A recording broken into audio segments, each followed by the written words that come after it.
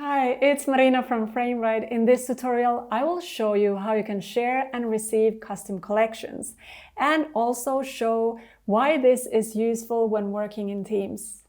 Sharing a collection is super easy. Simply open the collection settings and add the email of the person you want to share the collection with.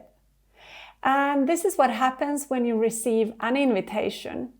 First, you will receive an email that looks like this. By clicking the link, Frameright app will open in your browser. Make sure that you are already signed in for the invitation to activate at this point.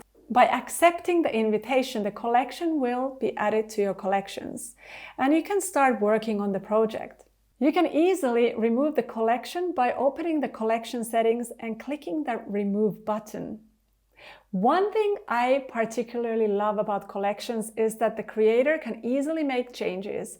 For example, I will now remove the Instagram square and save the changes.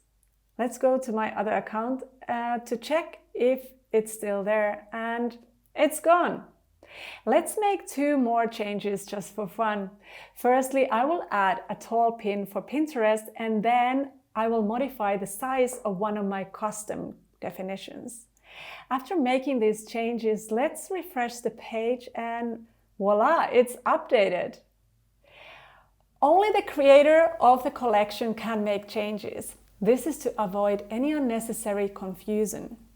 In large teams, you can have multiple admins and decide whether to grant additional people the ability to make changes. I hope that the flexibility to share the size specifications of your project with your colleagues will save you from any extra hassle.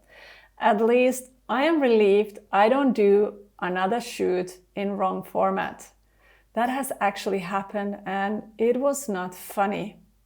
In the next tutorial, I will show you what it means to have existing crops in your file.